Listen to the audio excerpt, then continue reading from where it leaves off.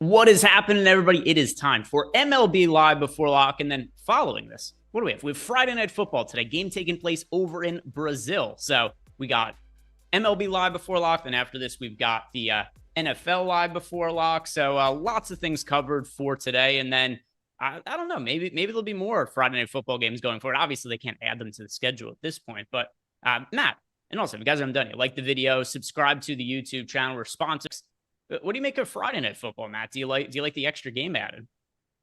I do. I imagine I'll like it more, or would like it more if it wasn't during baseball season. But yeah, it's fun. First week of NFL, two really good games. AFC showdown last night. Tonight you got the NFC. So yeah, it's always fun to watch the NFL. That's the thing for me. Like, I like to watch a lot of baseball, especially when I'm playing DFS, but NFL is just so easy to watch. It just flows fast, hopefully without as many penalties as last night, but it's just the most exciting to watch. And real quick, I don't know why this happens, but can you invite me back on playback, just because this happens sometimes where I have to close it and then open it back up? Yeah. Inviting you back in. Did you play all right, I think I accepted you.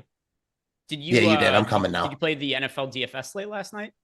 I did. I played one lineup. It didn't go very well. I was very Baltimore heavy. I had used Henry as my captain, and started off well, but then did not go. It went downhill very quickly.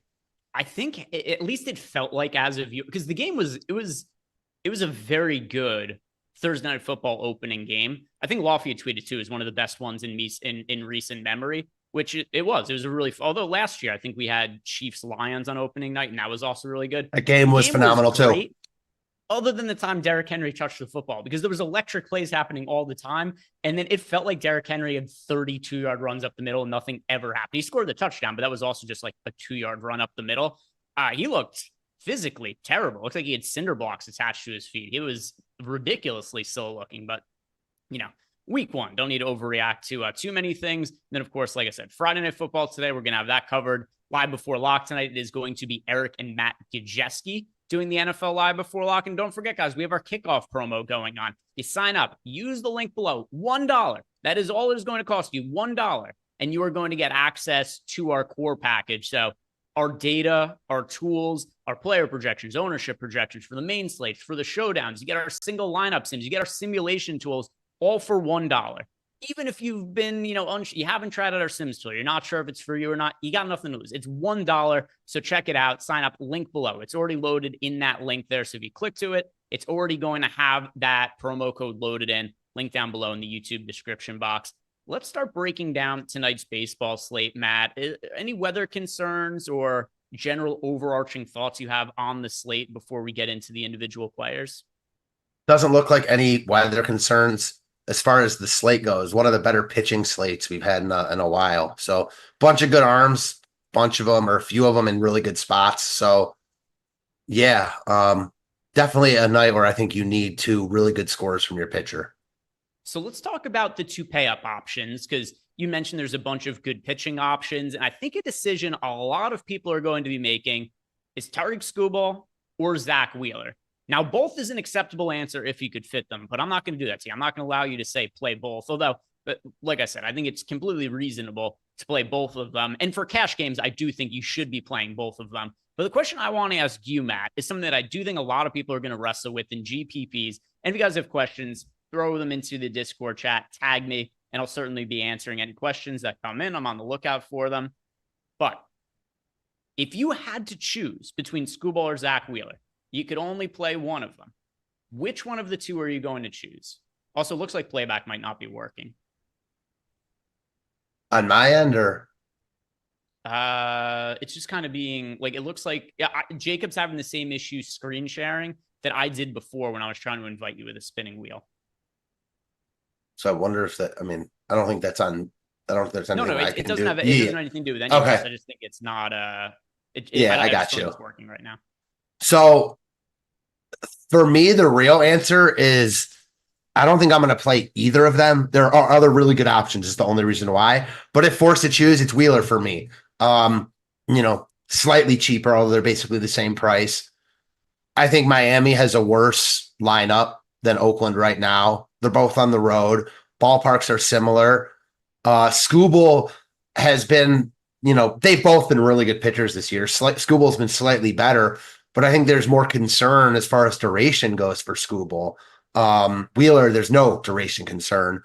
Oddly enough, Wheeler's one like blow up start this year came in Miami on like a Sunday. So, take that for whatever it's worth. But, Wheeler is one of the best pitchers in baseball. Scubal is as well. I'm just worried about how deep he's going to pitch into this game. So my preference between the two is Wheeler.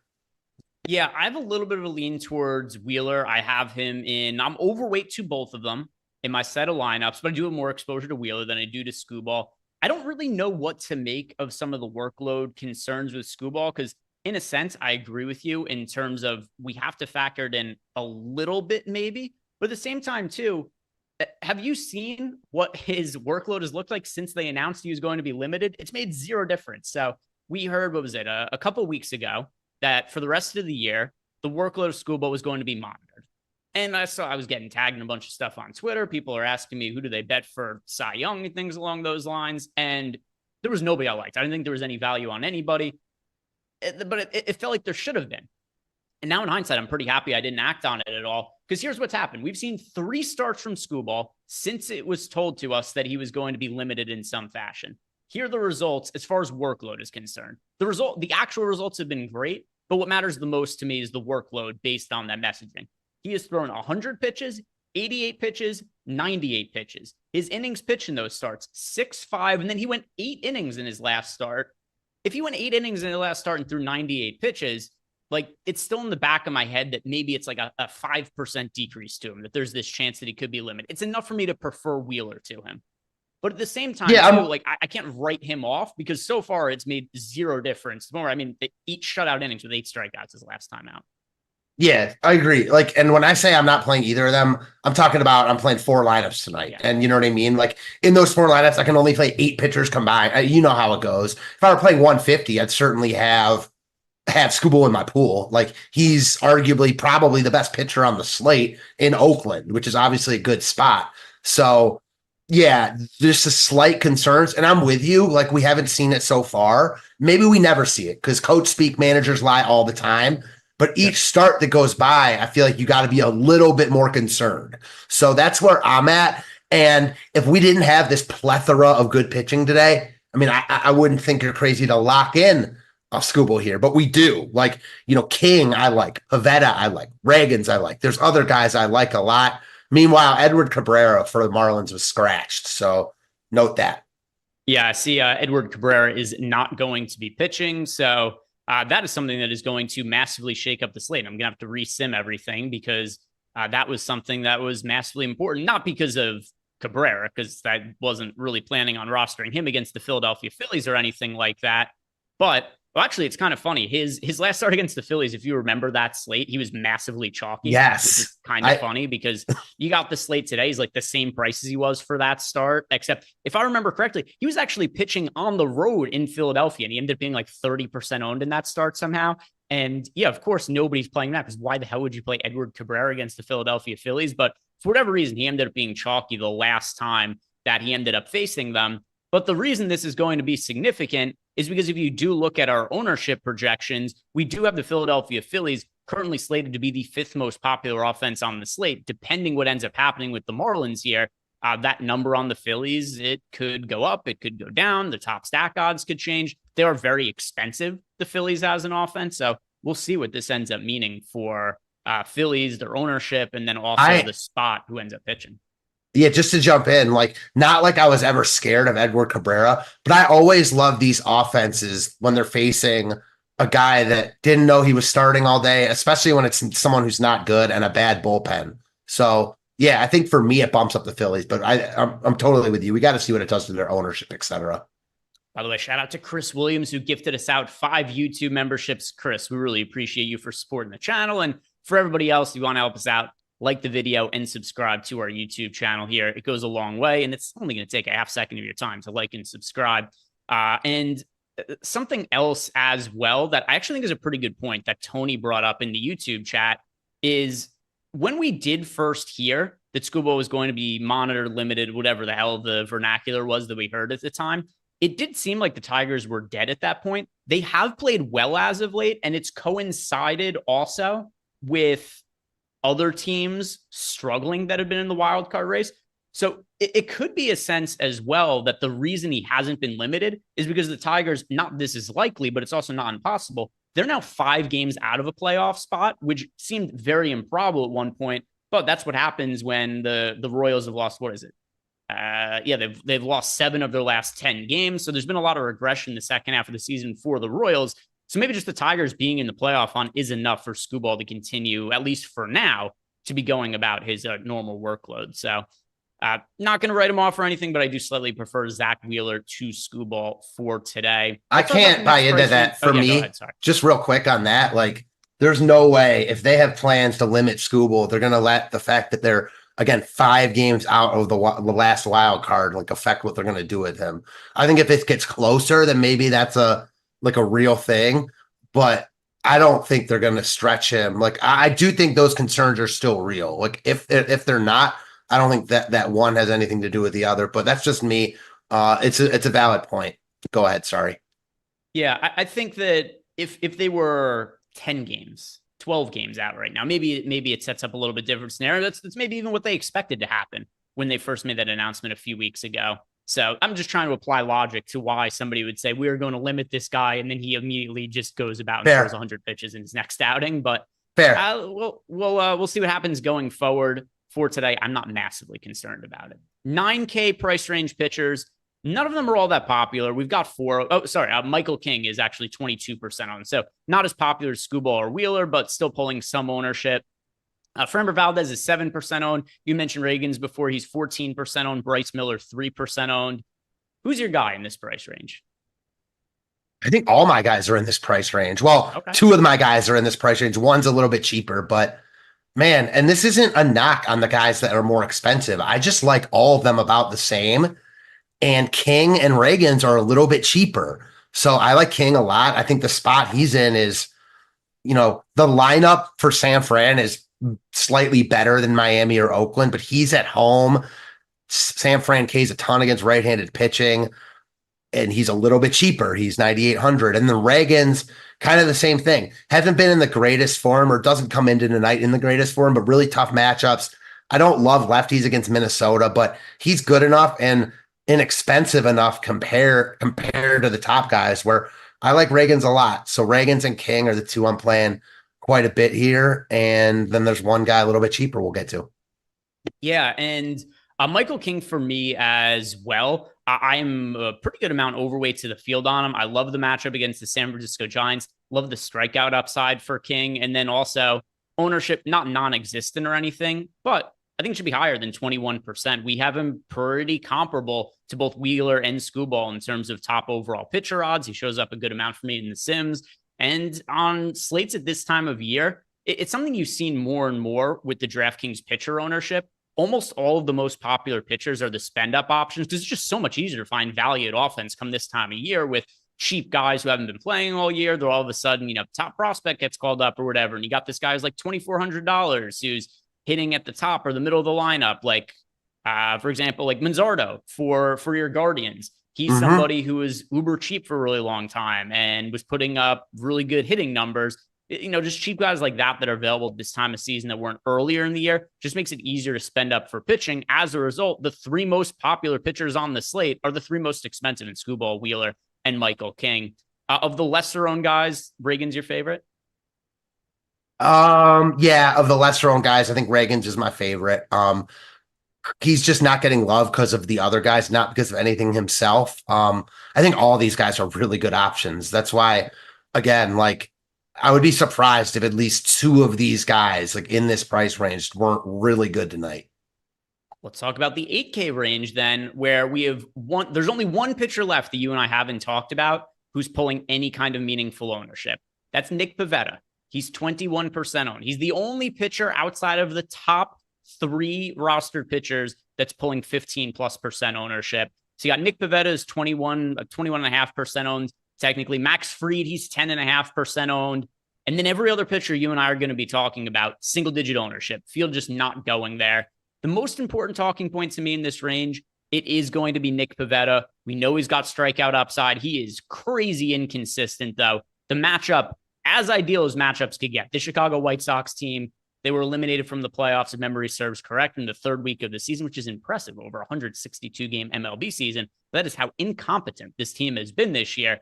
So you've got Nick Pivetta, modest price point, $8,600 at home against the Chicago White Sox. I'm actually a little bit surprised he isn't more popular, Matt. I actually am underweight to the field on him. I was kind of hoping he'd be crazy popular, and I was considering maybe stacking against him to get some leverage. He isn't quite popular enough for that or anything. But of the 4 pitchers we have that are pulling 20+% ownership, he's my least favorite. That's fair. I view them all, him included, just all really, really similar. He's included in there because number one, he's the cheapest. Number two, he's in the best matchup. So yeah, I think he's the worst pitcher of this bunch. Like Wheeler, Scubal, Reagans, to a lesser extent, King are all like, maybe not a King, but they're all bona fide aces. Pivetta certainly isn't that. He has many more blow up starts than the other guys. That said, his upside is just as high as basically anyone on the slate. And for my money, he's in the best matchup at home against the White Sox, 8,600. Hard for me not to like Pivetta here. So definitely playing some. I think his floor is the lowest of all of them, but his ceiling is just as high on a raw points basis for me, and he's the cheapest. So sounds like I like him more than you do. Yeah, and it's not that I hate him. I just like him less than the other top pitchers that we have on this slate. Fair. It would be one thing if we had to be more price conscious today, but we just don't have to be. It's easy for me to get up to King, Wheeler, Scubal. So a little bit. I've got Nick Pivetta in about 10% of my top 150 lineups. The actual number is 13%, although I still have to rerun it for the change with the Phillies. Did you see anything come across who's going to be starting for them now? Yeah, it's Austin Kitchen. He's a lefty. Yeah, he's not particularly good. He's got decent minor league numbers, but I mean, I don't think he's going to pitch deep into this game.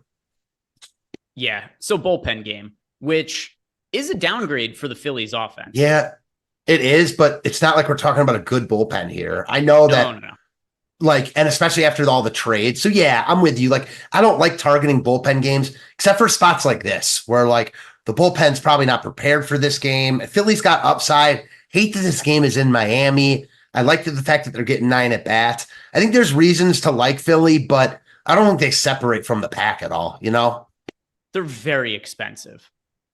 Very expensive.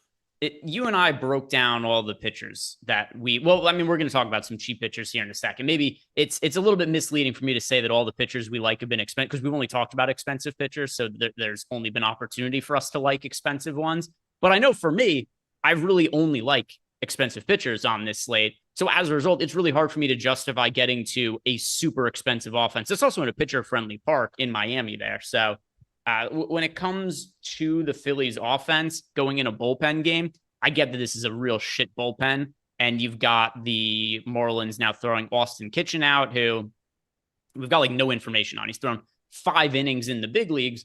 But still, if you look at his projections overall for the year, like looking at his Zips and Steamer projections, Steamer's got him 4.26 ERA as the fair talent level for him right now. That's better than what you would expect out of Edward Cabrera. And that's where you're going to see a lot of guys, not elite pitchers by any stretch of the imagination for the Marlins, because they don't exist on the team. But you're going to get bullpen pitchers that in a 1-inning sample are probably expected to be more effective than what Edward Cabrera would be over 5 or 6 innings, whatever he would throw. So I view it as a slight downgrade for a very expensive Phillies offense. And then if righties and lefties get mixed up, when you're getting pitchers throwing 1 inning, then you also walk into a scenario where could there be pinch hitters? And that's something else that could potentially impact the stack.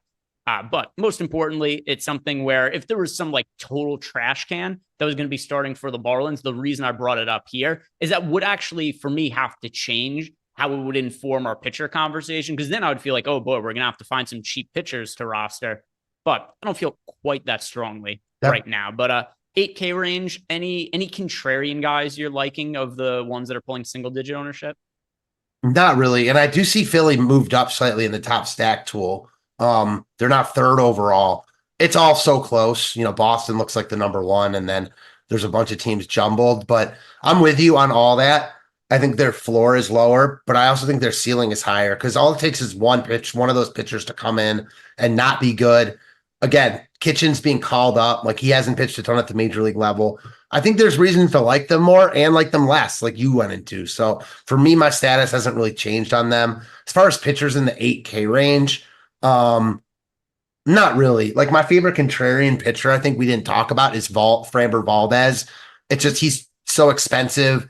He's in a tough matchup, and there's other just better options. I think Max Fried is like similar, but he hasn't shown a ton of DFS upside, lately since he's come back from injury, and you need that on this slate. So for me, not really. Those guys are just talking points. Got the YouTube chat, a couple people in a row. Brandon, as well as Jeff Williams, asked about Sean Manaea. And yeah, we could address him because he is in this price range that we're talking about right now, and also $8,200.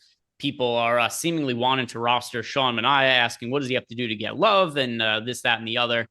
What's up with the luck data on the Mets pitchers this year? Like, Sean Manaea, incredibly lucky. Is a 75.5% strand rate? That's kind of absurd. David Peterson this year has like a 2.1 ERA, but like a 6 expected ERA or something ridiculous. So Sean Manaea isn't doing anything like that, but he does have a 3.35 ERA, a 3.87 expected ERA. His velocity is diminished a little bit this year, 92.3 miles per hour, the average on the fastball. He's in a spot that has strikeout upside against the Cincinnati Reds. The real issue I have with Sean Manaea is you could spend up for pitchers who are, to me, a lot better, and it's just not all that difficult to get up to them either. It's not hard to get from Sean Manaea to Nick Pivetta. It's not hard to get from Sean Manaea to Michael King or Wheeler or Scubal. So I just haven't really found a need to roster Manaea on this slate. That's fair. I do think you're getting an ownership discount, and he's been really good. So I'm not playing him either, but like, his ceiling right now is just as high as these other guys, considering his recent form. I'm with you. I'm not buying it for the long term. Like, I don't think it's going to last. He's been getting lucky. We've seen really good stretches from Manaea in the past, but that doesn't mean it's not going to continue tonight in this matchup. So I'm not playing him, but I don't think you're crazy to play him here at all. No, I just like other guys better, and just not the direction that I am personally going to be going here. So let's talk about the pitchers in the 7K range. Now we got Landon Knack, Eric Fetty, Shane Baz, Matt Boyd, and that's the group. The most popular of these pitchers, it is Eric Fetty at 6.6%. Strikeout upside there because he's going up against the Seattle Mariners. I also don't love anybody in this price range, but if I'm going to roster somebody, it's pretty clearly Eric Fetty to me at 7,700. Got to be Fetty just because of the matchup. If this were in Seattle, I'd like it a lot more. I don't really like picking on Seattle on the road. That's when I like to play the Mariners. I don't think I'll get to either side, the Mariners or Fetty here, but yeah, I think he's pretty clearly the guy to get to if you need someone a bit cheaper. 3.43. It's funny also. I mean, Eric Fetty's numbers, like crazy similar to Sean Manaea's this year. If you just look at the stat line across the board, 3.43 ERA, 3.9 expected ERA, strikeout rate 22%. So that is a little bit lower for Fetty. But yeah, I view him as being a pretty similar guy to Sean Manaea. If I needed to make a lineup contrarian, like, sure, as a last man in, he's acceptable, but I definitely don't want to be prioritizing him. And for a lot of people who are watching and only playing a couple of lineups or so, I wouldn't recommend that you play him in any of those lineups. Something else as well about this slate is, I don't know how much you've looked at the offense ownership, Matt. It is incredibly flat. There is no pronounced chalk at all at offense. Last I looked, the most popular offense is the Rangers at 8%. Now it's 9%. It's gone up a little bit. Philly's offense ownership has actually gone down a little bit since the pitching change by the Marlins here. But ownership is so spread out at offense. The Rangers are 9% owned. The Angels are your second most popular offense at 6.3% ownership. Every other offense is 5% owned or less. It's like, I don't feel like I need to get crazy contrarian at pitcher, just because no matter what stack you play, it's going to be spread out enough to where people probably aren't going to be on it, other than maybe like the Rangers in single entry. Yeah, I'm with you. I think there's enough good offenses on this slate where you don't really have to worry about ownership. I do think that playing this slate a little differently and getting up to one of the expensive offenses is certainly viable. Like, you're lowering your median projection, of course, but trying to win tournaments. So like Phillies, the Dodgers, like the Red Sox, the Orioles, those teams are going to be underowned because like the Rangers, the Angels are teams that are in facing worse pitchers and they're cheaper. But teams like the Rangers and the Angels aren't nearly as good as teams like the Dodgers and Phillies. So I always like dichotomies like that on slates. 6K. Actually, let's just go everybody who's below 7K. So we'll include the goofballs like Gerson Garabito and Sam Aldegheri, Mason Black. We'll include all these pitchers in here. Everybody who's priced below 7K. Once again, no real ownership going here. You got Dean Kramer's 8% owned. Mitch Spence is 8% owned. Actually, I'll refresh because I was looking at the projected ownership still with Cabrera in at pitcher. I'm sure it hasn't changed that much. Let's see. Yeah, so we now have Dean Kramer 9% owned. Mitch Spence is 7% owned. Sam Aldegheri is 4% owned. No, nobody's playing any of these pitchers who are cheap. But are you, Matt? Are there any pitchers that stand out to you priced below 7K? There is one guy that's making his way into some of my lineups. No, if there was, it would definitely be Spence for me. I'm playing some Detroit bats against him, foreshadowing into when we talk about stacks, but he would be the guy. Yeah. So for me, I have some exposure to Mitch Spence. Nothing crazy. He's in 14% of lineups. But if I need to roster one cheap pitcher in a really expensive offense, like say that you have a Phillies stack and you're like, oh my God, I need a punt with a pitcher to save the salary. Mitch Spence is the guy that I recommend you play. It's not like a massive stamp of approval. It's just like he's better than the other, just dog shit that's at the bottom here. 4.5 ERA, 3.9 expected ERA, 20% K rate. He's been as mediocre as a pitcher could be. I think the matchup is pretty decent against the Detroit Tigers. This isn't a world beater of an offense or anything like that. It's just very mediocre of a pitcher. Is probably a little bit underpriced. He should probably be like $1,000 or so more expensive. Yeah, I don't disagree with that. All right. We have here from Village Bar. The entire bar has left us a super chat. He says, hi guys, can you tell us the top stacks first to last? Oh boy. I don't know if I'm opinionated on like a ranking order of every single offense on the slate, but we're going to Village Bar. We're going to start talking about stacks in, I don't know, 3 minutes or something like that. And then we'll answer your question. We'll figure out the best way to address it.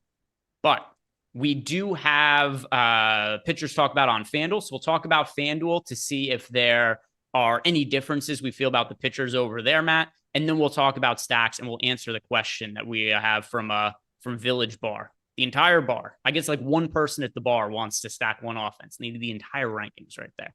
So we'll hit on that in a sec. But first, over on FanDuel, here's what I feel about the FanDuel slate. If you look at the pitcher ownership, Michael King is 19% owned. Nick Pivetta is 16% owned. Everybody else is sub 10% owned. I really like Zach Wheeler. 11,500. That's not too prohibitive of a price point. The Scubal to me at 12, that's like just on the range where I'm like, all right, that's going to be a little bit problematic for me. 5% owned Zach Wheeler against the Marlins in a pitcher-friendly ballpark. 5% owned. I like Zach Wheeler as my favorite GPP pitching option over on FanDuel. Yeah, hard not to like the number one pitcher in the top pitcher tool that's also coming in as the most leveraged. So I'm with you. I don't think you have to go there, and like Pivetta is a lot cheaper, but just know what you're getting to bed with. Like Wheeler's a lot safer in this spot. So I'm with you. I think he's the guy. Flintwood 83 in the chat says, I currently have Fetty in my DK single entry lineup. You recommended not to. But he says that the single lineup simulator is giving him a 63.8% ROI. Should he play him? Yeah, like if you've already built out a lineup, like I don't think Eric Fetty is unplayable on the slate. He's just not my favorite pitching option. If you told me you had one lineup and it had which of these idiots should I bring? All right. You have one lineup and you tell me that Landon Knack is in it. I would say, no, don't play Landon Knack. If you're playing, like I wouldn't prioritize Eric Fetty, but if you have him in a lineup and the lineup otherwise looks good and there isn't a pivot that makes sense from a salary cap sense, yeah, you can leave him in and it's not the end of the world. So I don't think he's unplayable or anything like that. Just not a priority for me. So I'd say keep it, Clintwood. Keep it in there. I think you're good to go. For FanDuel, yourself, Matt, if you're playing one lineup for a GPP. I think it's Wheeler. I'm with you. Okay.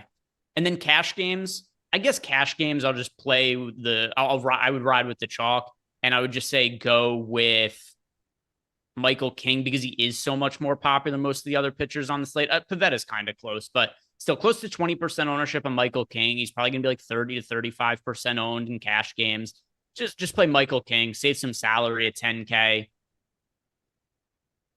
A little bit overowned for me in GPPs. Cash games, though, I think that's the direction I would go. Cash game pitcher for you, would you go Michael King or would you still prefer going to Wheeler? I don't think there's a huge preference for me. I think you're right on it. Like King's going to be higher owned and is cheaper. You can fit better bats, so probably King. And then any other pitchers that look different for you on FanDuel than DraftKings in any kind of significant way? To me, while you might be looking at this, it's really what stands out to me. Wheeler's 5% owned, Scubal's 3% owned. It looks like what people are preferring to do is go a little bit cheaper on FanDuel with Michael King and Nick Pivetta. So GPPs, I love getting to Scubal and Wheeler, really low ownership. And, I'd already shouted out Wheeler's my favorite GPP pitcher. Pay up for pitcher on FanDuel to be different in tournaments. Totally with you. All right. So let's answer Village Bar's question. Also, Bob the Builder wants to know, does the ownership data come directly from FanDuel and DK? No. We have an algorithm that projects ownership. The same way that we have an algorithm that projects fantasy points, we have an algorithm that projects ownership as well. But no, we don't have data where like they're telling us this is what the ownership of the players is. It's nothing like that. We have an algorithm that gives a best guess. It's not exact. Same way that a projection isn't exact. Where if somebody's projected for 21 fantasy points, not like, oh, this guy will score 21 fantasy points. That'd be kind of nice if that was how it worked, though. You just knew how many fantasy points everybody was going to score, and then you just play them based on their exact fantasy. I'd be really, really good at DFS if that was the case. I win the Millie Maker every week. But yeah, just an algorithm, Bob the Builder. All right, so Village Bar's question. Can you tell us the top stacks first to last? All right, let's answer it this way, Matt. Overall, what is your favorite stack on the slate?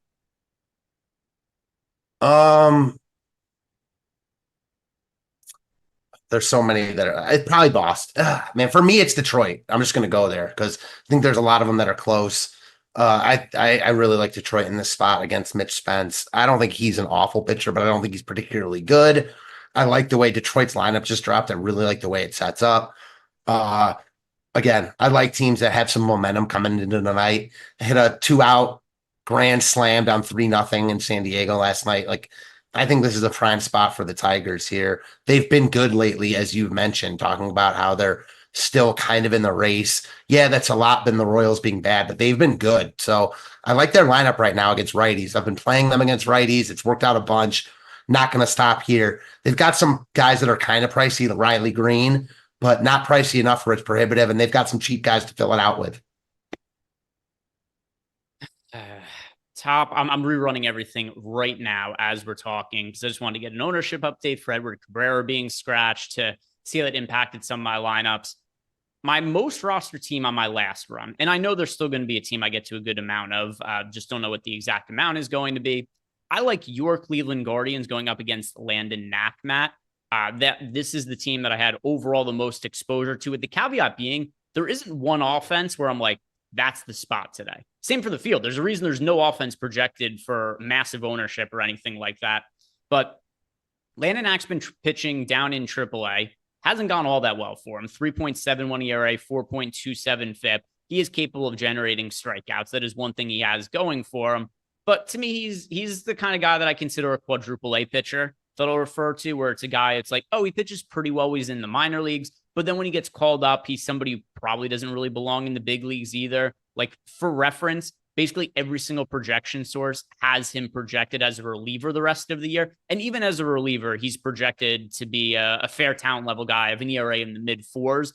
The one site that does have him projected as a starter is Zips, and they have his fair talent level as a 4.68 ERA. So I don't think Landon Knack is particularly great I think he's probably a slightly below average pitcher. And then he's going up against your Cleveland Guardians, Matt, who have got modest five. I mean, every team on this slate is like right around 5% owned. And your Cleveland Guardians are not all that cost prohibitive. I like the matchup for them against Landon Knack. It's a team I overall got the most of.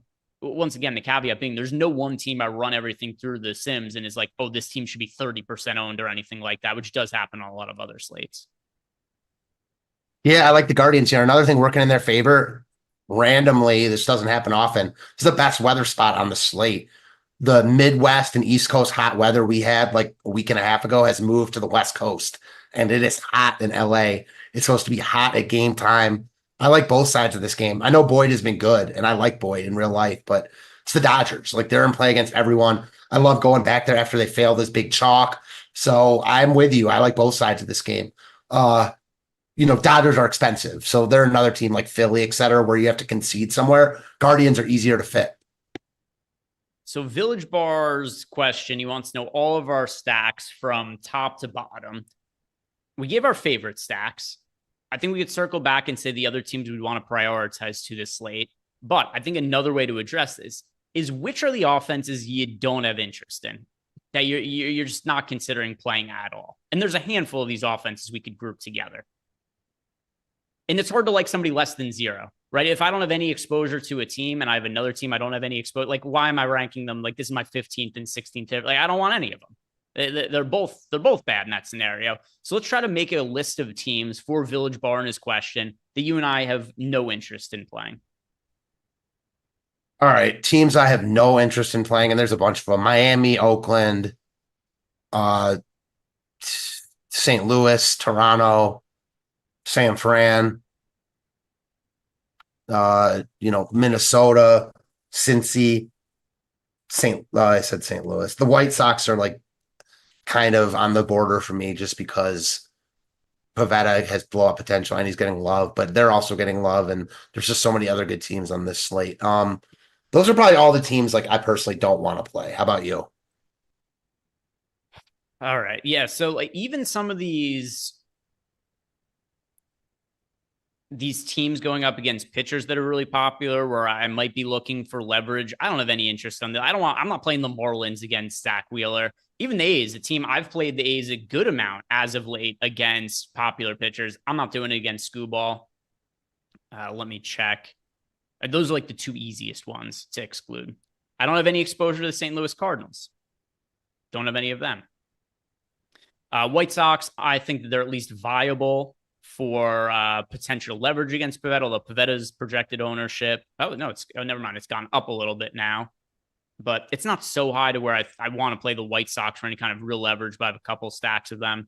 I don't want to play the Reds against Sean Manaea. I don't want to play the Blue Jays against Max Fried. I don't want to play the Giants against Michael King. And I don't want to play the Diamondbacks against Framber Valdez.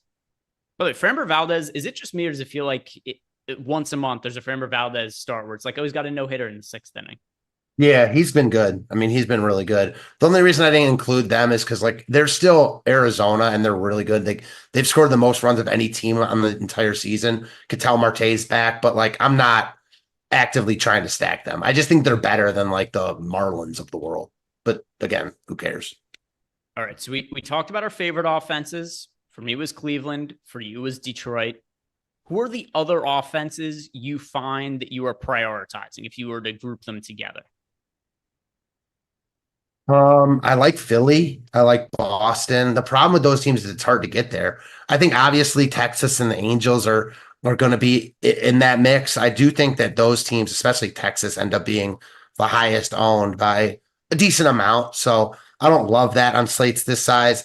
Aldegari isn't good, but I don't know if he's a trash can yet. We'll see. Maybe he is, but that's the one team I'm a little worried about with ownership because they're so cheap and expensive pitching is what people want. So yeah, I think for me, Boston, Philly, get into some of these expensive stacks. Don't mind San Diego.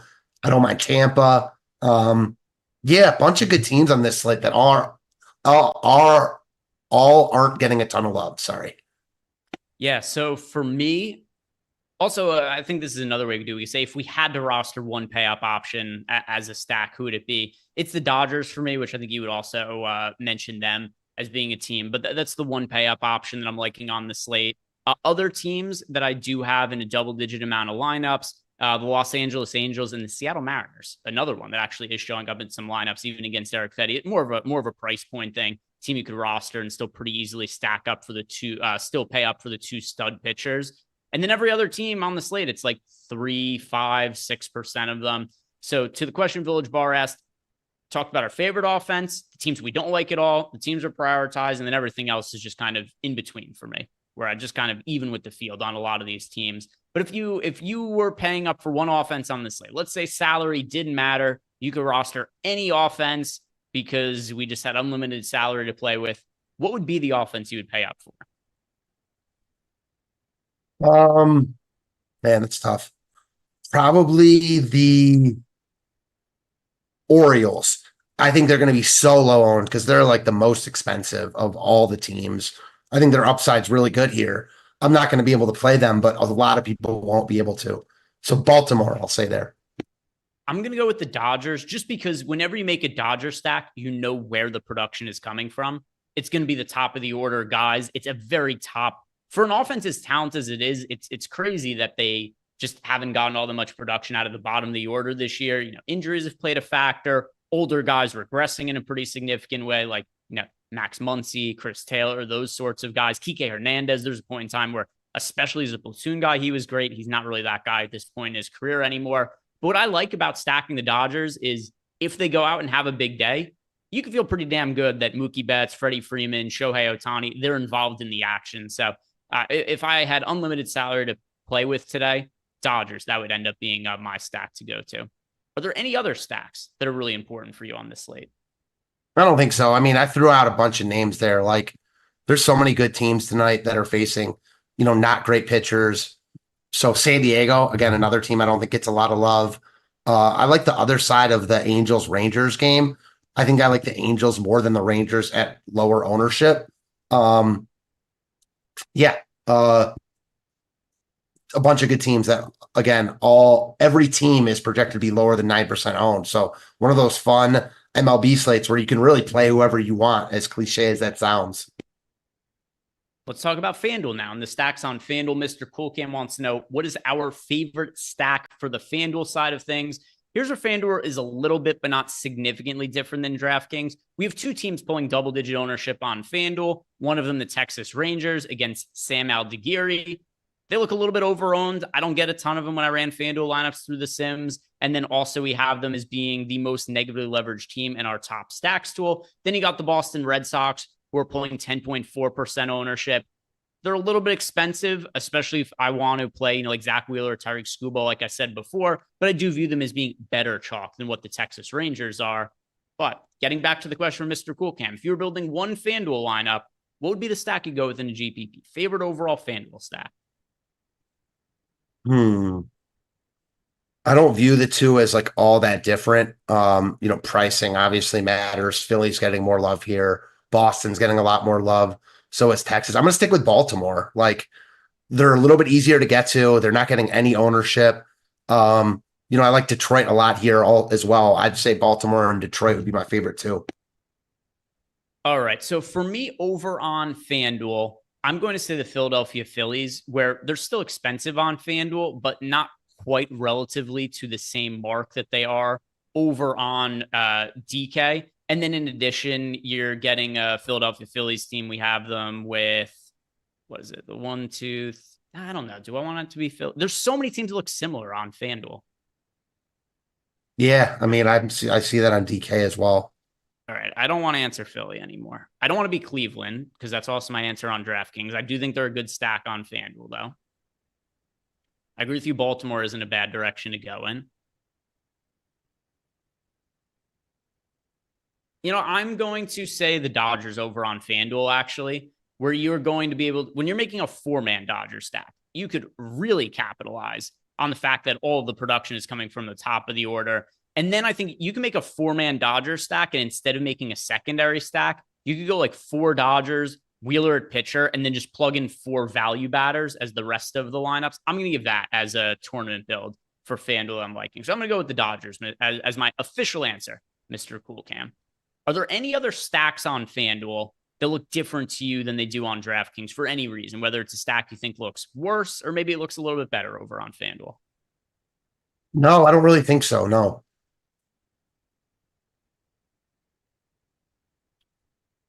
How about you? Thinking if there's any other team that looks like way different. The pay-up offenses look a little bit better. It's easier to get to the Dodgers, the Orioles, the Phillies over on FanDuel than it is on DraftKings. But other ones, I would say that I don't think the Angels are as appealing on FanDuel, or the salary savings are less important. Like I generally do not like to roster the Angels unless there's a scenario like the other day. We had Bobby Miller pitching for the Dodgers, and he was expected to be a little bit popular. I think he had the second most ownership of any pitcher over on FanDuel. He's pulling some ownership on DraftKings. And then you look at the numbers on Bobby Miller. It's like the guy's got like a 7 ERA, a 6.5 expected ERA, a 30% home run to fly ball rate. I was like, yeah, I'll stack. I think as bad as the Angels offense is, I was like, I think they're probably better than Bobby Miller, and there's leverage to be had there. Outside of a scenario like that, I don't really feel like I need to be playing the Angels, and especially on FanDuel where the pricing is a little bit less sensitive. I don't really have as much desire to play the Angels, where I think they're more acceptable over on DK. Yeah, I'm totally with you. Let's see if there was any other questions we had come in. No, I think we did our best to answer Village Bar's question. Nothing else in Discord. So let's do our home run picks and head out for the night. If you guys haven't done yet, like the video, subscribe to the YouTube channel. We're sponsored here by DraftKings Pick 6. So if you guys do have the ability to play over at Pick 6, go check it out for football season. I know I can't play from New Jersey, but I know Eric could play from LA, and even an idiot like him has been winning a bunch of money over on Pick 6. So go take advantage of Pick 6. I know they've got a deal as well where you go play over there for football season, and your first entry, they give you, it's $50 in DK tier credits. They give you a free NFL premium subscription, which you could watch football games and like replays on and stuff. So go check out Pick 6 if you guys are already playing on DraftKings and have it available in your state and you can't go and play that. But Matt, dong pick. Who are you picking to go yard today? I'm going to go with a guy who was crushing it in the minors before he got called back up in a good spot against Dean Kramer. Give me Jonathan Aranda in the 2-hole, 2,400. So my favorite stack of the day is the Cleveland Guardians. The hitter I have the most exposure to, it's Jose Ramirez. He's only projected for 5% ownership. Pretty clearly one of the most likely players to homer on the Guardians. So if I'm going to be prioritizing Guardian stacks, I'm going to go with their best player, Jose Ramirez. That is my dong pick. Let's see what we have from chat, and we'll read off some of your guys' picks, and then we will head out for the night here. And if you guys are going to be playing the NFL slate today, check out our NFL package. Just $1 to sign up for our core package. Promo code kickoff. That promo code is already loaded into that description box down YouTube. You click on that, they'll bring you to the site. Promo code already loaded in, so you don't even have to remember it. Sotax going with Royce Lewis for his home run pick. We've got Adolis Garcia from Clintwood 83. We've got Bob the Builder. Looks like he's also going with Royce Lewis. Fernando Tatis from Brandon. Gunnar Henderson from Peter Wysocki. Jaron Duran from Malukar. Manzardo is the pick from Bob the Builder. We got Bryce Harper from Jose Mora. We've got Obi-Wan going with Josh Naylor. Royal Flush is going with MJ Melendez. Trip is San Francisco Lindor stays hot. Taylor Ward, the pick from Marvin H. Jackson Merrill from Francisco Rubio. Only if the game is tied in the bottom of the 9th inning, or else he's not allowed to homer. But if he comes up at the end of the game, you best believe he's going to go yard. Emmanuel Valdez is the pick there from Reg Kell 85. So that's going to do it for us tonight, guys. Thank you very much for watching. Like, follow, subscribe, all that good stuff you haven't already. And then in a little bit, starting on the channel, NFL Live Before Lock with Eric Lindquist and Matt Kajeski. So check those guys out. Have a great night, guys. Have a great weekend. See you Sunday. We got our big NFL Live Before Lock show, so hope to see you then. Peace out.